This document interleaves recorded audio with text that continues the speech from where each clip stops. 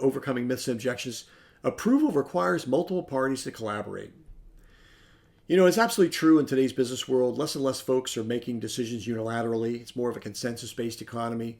People are interested in everybody's specialties and making sure that they don't make a mistake. They want to maybe cover their own tails. But bottom line is a lot of people, decision makers and influencers alike, are asked for their opinion before the ultimate decision to buy your offering is made. So how do you deal with this? Well, for one thing, you have to identify the parties to collaborate. Step one is identifying the parties who need to collaborate. Step two is determining what each of those parties' values and drivers are. Because if you don't know what they care about, it's going to be difficult to be persuasive for each one of them. And number three, you need to reframe your proposal to resonate with each decision maker and influencer, even if it requires multiple one-page proposals, one geared for each stakeholder. And by the way, they don't have to be one page long each. They could be short paragraphs. They could just be an email. But the point is, you need to understand who's going to be part of this decision, and your internal champion will help you soft circle that. And then you got to understand what does each one of these people stand for.